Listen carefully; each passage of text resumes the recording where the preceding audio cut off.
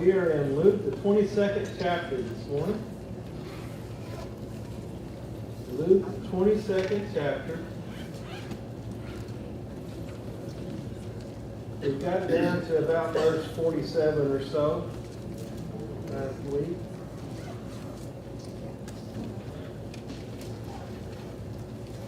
If we remember there last week, Jesus was in the Garden of Gethsemane, and he was there with a few of his apostles, and Jesus was praying. He was praying so fervently that his sweat became like drops of blood. And then he found his disciples asleep, and there in verse 47, continuing on from there. While he was still speaking, behold, a crowd came, and one called Judas, one of the 12, was preceding them. He approached Jesus and kissed him. But Jesus said to him, Judas, are you betraying the Son of Man with a kiss? And you stop and think about that. You know, here Jesus knew all along what Judas was going to do. And he still asked him the question, are you betraying the Son of Man? Kids. When those around him saw that what was going to happen, they said, Lord, shall we strike with the sword? And one of them struck the slave of a high priest and cut off his right ear. Of course, it don't give the account here, but in the other Gospels, we know it was Peter that done the sword swinging. Okay? Cut off this ear. The right ear of the high priest slave. But Jesus answered and said, stop. No more of this. And he touched his ear and healed it. You would think this would make quite an impression, wouldn't it? I mean, they've seen this with their own eyes. Cut off his ear and then put it back on and healed it. It just amazes me that this did not deter anyone. You would think, look what he just done. After that, they went ahead and crucified him. Yeah, and when you continue on here, what he says. And then Jesus said to the chief priests and officers of the temple and elders who had come against him, have you come out with swords and clubs as you would against a robber? While I was with you daily in the temple, you did not lay hands on me. But this hour and the power of darkness are yours. What did Jesus just say here? Was Jesus hiding from these people? He's seen them every day at the temple. And they didn't do nothing then. They had to wait till they were in the shadows. They had to wait till it was dark, but they had to get away from the people. They had to get away from the followers of Jesus. I think when he refers to darkness there, Yeah. very well could be the same thing as the darkness of their hearts. I think that could be implied. Yes. Sure could. Hey, Of Bill, course, we all know when does most crimes occur? Most generally of the night. Not always, but most generally under darkness. Why is that? Got to get away from the dark. Where they can't be seen. Their identity can't be found out. These people here, Jesus knew who they were. Hey, Phil, back then, that kiss was on the cheek was kind of like a handshake, wasn't it? Now. Do what now? I said they used the kiss on the cheek. Yeah, it was a greeting. Yeah, Greeting. yeah. They still do that in parts of in the world, you know. So we move on there now to verse 54. Having arrested him, They led him away and brought him to the house of the high priest. But Peter was following at a distance. After they had kindled a fire in the middle of the courtyard and had sat down together, Peter was sitting among them. Can you kind of get a mental picture of what's taking place here? They're waiting till morning. Okay? So they're sitting around having Jesus arrested, waiting around a campfire. We might say, or a bonfire. And Peter was sitting with them. And a servant girl, verse 56. And a servant girl, seeing him as he sat in the firelight and looking intently at him, said, "This man was with him too." But he denied it, saying, "Woman, I do not know him." A little later, another saw him and said, "You are one of them too." But Peter said, "Man, I am not." How many is that? How many is that? Are y'all keeping count? That's the second time that he denied Jesus, not knowing him. And about an hour had passed, another man began to insist, saying, "Certainly, this man also was with him, for he is a Galilean too." But Peter said, "Man, I do not know what you are talking about." And immediately, while he was still speaking, a rooster crowed, and the Lord turned and looked at Peter. Can you imagine that? Can you imagine Peter at this time? Remember, he's the one that said, "Lord, I will die, I will go to prison, I'll do whatever with you." 3 times, and when did the rooster crow? And it just imagine, you have to remember, I don't know how big of an area this was, but it said the Lord turned and looked at Peter. Man. Can you imagine?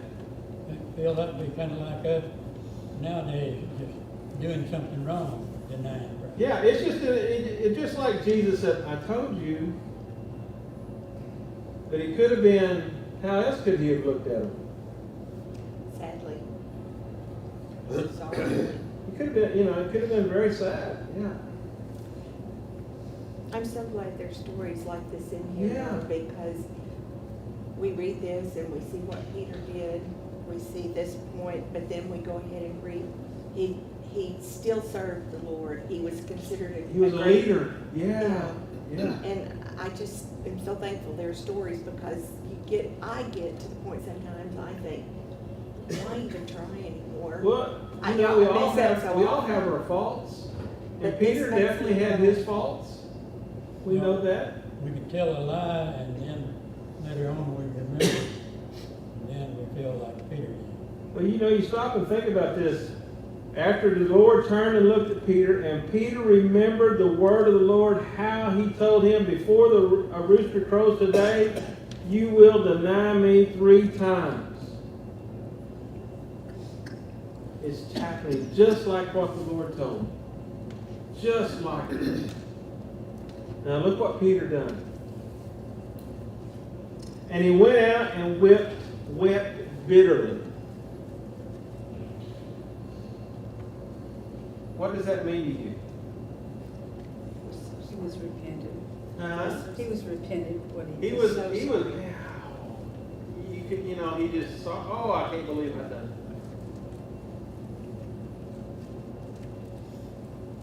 He was so sorry for what he had done. And he questioned, why did he do it? Was he afraid of the people? Well, it could have been fear, yeah. I think fear probably had an idea in it, but can it happen today? Sure. Yes. Can we today deny Christ because we're afraid of what somebody else thinks? and it doesn't have to be verbally. And it don't have to, yeah. I mean, Yeah. our actions so many times been, are not what, That right and we there know may be later something- that's not what God would have had me do. That's right. That may be something we need to think about in our own daily walk. Sometimes we're more worried about what someone else might think than standing up for the Lord.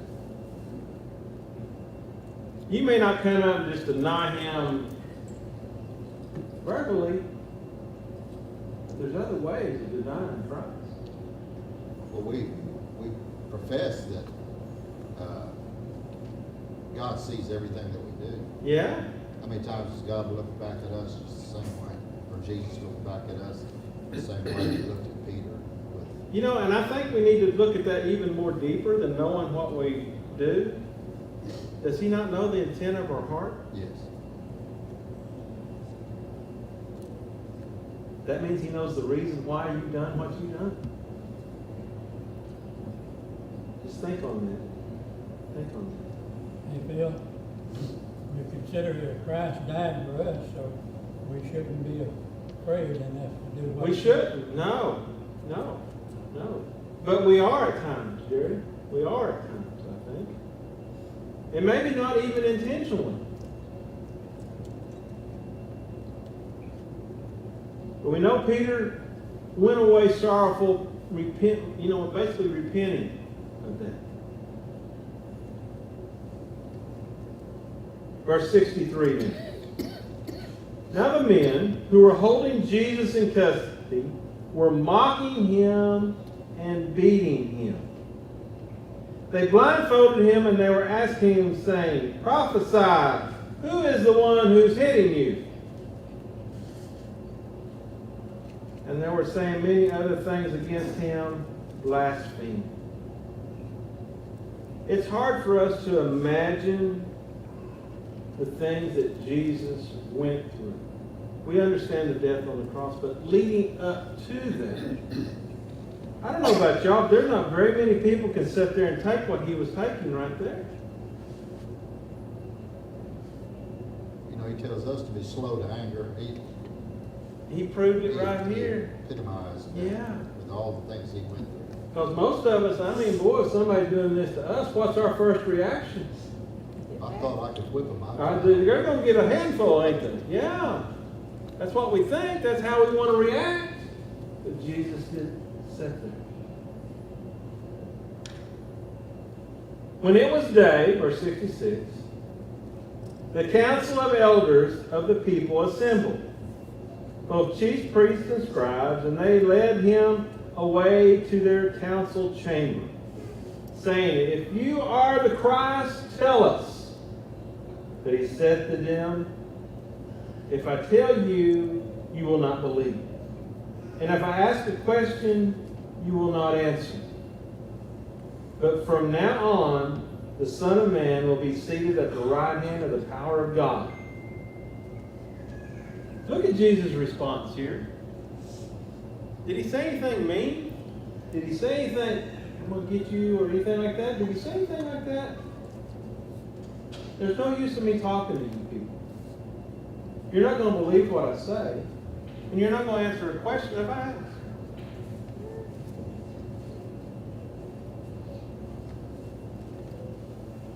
And he said, "From now on, the Son of Man will be seated at the right hand of the power of God." Now, verse 70. And they all said, "Are you the Son of God then?" And he said to them, "Yes, I am." Then they said, "What further need do we have of testimony? For we have heard it ourselves from his own mouth." What has he heard? What have they heard? He said he was the Son of God. He told him. What is that? He told him the truth. Blaspheming. He's breaking himself right up with God. That's what they say. Christ was the Son of God, so he's fine. You have heard it yourself from his own mouth. Basically, we're all eyewitnesses. That's what they're trying to say. How many of us ever heard the analogy, I've heard it from the horse's mouth? Right here. This was a council that was divided at this point. We see throughout the Gospels that there are some, like Nicodemus, there are some, There was some, yeah. that are following around and going, well, is this the Messiah? He sure has a lot of miracles that he's performing. He sure does teaching with a lot of knowledge. Yeah. This right here, they bring all of them together. Say, look Yep. what he's saying. That's what he's saying. And some of these same people seen him a few hours before heal the ear of the slave. With their own eyes, talking about out of his own mouth. They seen it with their own eyes there too. Well, and probability, now this is not proven, but that they had seen other things. Oh, yeah. Because, he had performed so many miracles with the feeding of the 5,000. Now, there again, it's supposition, but just kind of common sense would tell you probably some of those people that were here were amongst those that were fed. We don't know that Very- for sure, very but true. it's hard to believe they hadn't seen at least some or one other of the miracles that he had Of performed. course, we just talked about it earlier when Jesus said, "You see me every day in the temple. You've seen and heard what I've been doing all these days." And then you wait till night. Look at chapter 23 now. It just continues the thought. Then the whole body of them got up and brought him before Pilate. And they began to accuse him, saying, "We found this man misleading our nation and forbidding to pay taxes to Caesar, and saying that he himself is Christ the King." Can you believe the accusations they're coming up with here? Did y'all ever pay attention to that? I never had noticed it till then. We found him that he's misleading our nation and he's forbidding them to pay taxes to Caesar. Can you imagine? You talking about grasping for straws. And he said just the opposite. And he said just the opposite. Render to Caesar what is Caesar's. You talking about false accusations? Looky here.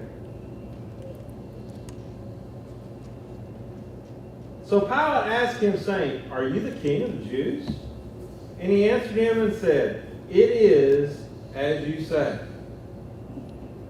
Then Pilate and the chief priests of the crowds said, this is what Pilate said to them, "I find no guilt in this man." Most generally, that'd been the end of the subject, wouldn't it? When Pilate the governor, when he said, "I find no guilt in this man," that should have dropped it, shouldn't it? Yeah, it should have. But they kept on insisting, saying, "He stirs up the people, teaching all over Judea, starting from Galilee, even as far as this place." Now you stop and think about it. Who's stirring up the people? Who's stirring up the people? Right here. These folks are. Not Jesus. These folks.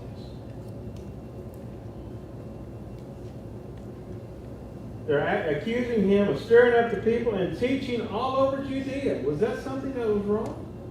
Teaching all over the region?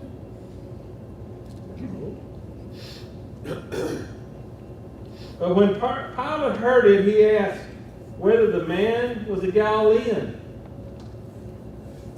And when he learned that he belonged to Herod's jurisdiction, he sent him to Herod, who himself also was in Jerusalem at that time. Convenient, wasn't it? What is Pilate trying to do at this point? Shift the burden. Pass the buck, we might say. Yeah. Put it on somebody else's plate. I'm tired of listening to this. Let Herod deal with it.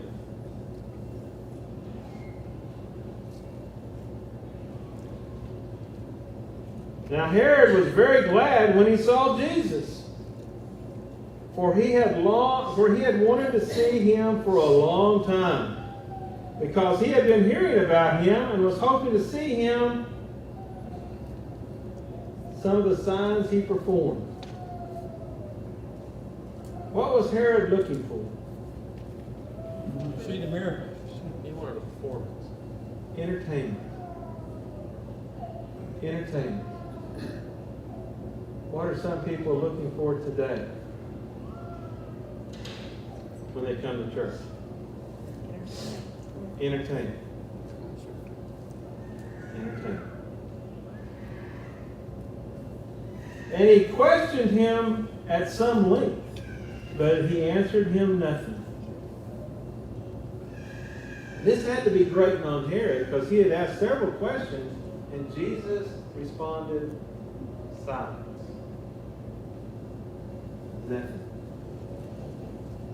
And the chief priests and the scribes were standing there accusing him vehemently. If I can get my tongue wrapped around that word. Vehemently. And Herod with his soldiers, after treating him with contempt and mocking him, dressed him in a gorgeous robe and sent him back to Pilate. What's another word for that gorgeous robe? Huh? Purple. Purple. So what did Herod end up doing with this man, with Jesus? Here, Pilate had just sent him to Herod. Passed it back. Herod couldn't get much response. So what did he do? Send him back. Send him back. Send him back.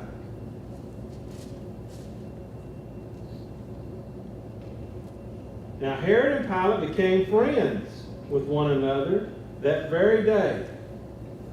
Isn't that different? But before had been enemies with each other. Why do you think they became friends that day? Had a common goal. Had a common problem, that's for sure. To get rid of it. Yeah, and they need trying to figure out how to eliminate a problem. You mean politicians try to eliminate a problem? Or do they create problems? Depends on which one. Down the road. Huh? Kick it down the road. Kick it, pass it on down to somebody else. That's what they were trying to do. So in verse 13 then, Pilate summoned the chief priests and the rulers of the people, and said to them, "You brought this man to me as one who incites the people to rebellion. And behold, having examined him before you, I have found no guilt in this man regarding the charges which you have brought against him." How many times does this make that Pilate has not found any fault in Jesus? Well, the second time, didn't it? One for Herod, two for Pilate. So you stop and think about that. If you're acquitted 3 times, you should be clear to go, shouldn't you?